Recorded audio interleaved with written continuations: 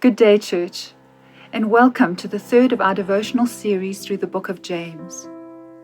James picks up from the previous verses where he has said that we should be joyful in our sufferings and trials, as our faith is being tested and we are made perfect and complete and lacking in nothing. Let us read today's scripture, James chapter 1, verses 5 to 8, and I'm reading from the New Living Translation.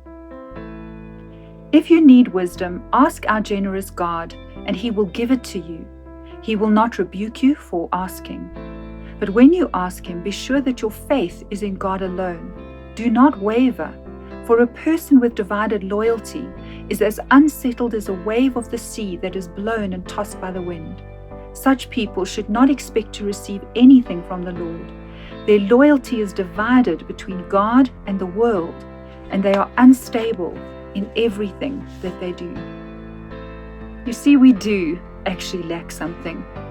For when we undergo trials and suffering, our default mode is to react from our physical and natural circumstances. And we ask why. We need to admit that we need God's wisdom so that we can see our suffering not in the light of God's neglect, but in the light of His perfect plan and His love and His care for us, His desire for us to be made whole and complete and lacking in nothing. In this passage, James reminds us of who God is, of His character, that He is generous, that He is loving, and that He is the source of all our wisdom and the supplier of all our needs. He gives generously and without reproach when we ask Him for wisdom. And He graciously gives us insight into His ultimate plan for us and for the world because of His love for us. James urges us, though, to ask in faith, to put our trust in God alone.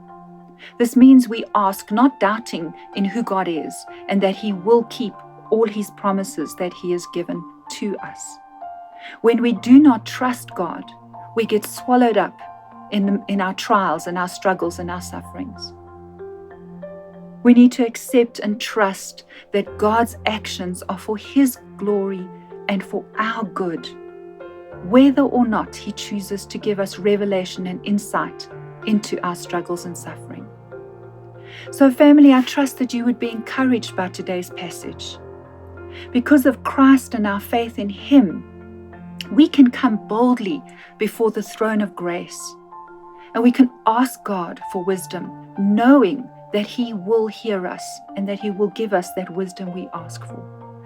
We need to come before Him and ask in faith because of who God is. And we then need to rest in the knowledge that He is at work in us and through us, even amidst our trials. We love you and we miss you, and we can't wait until we meet together again. God bless.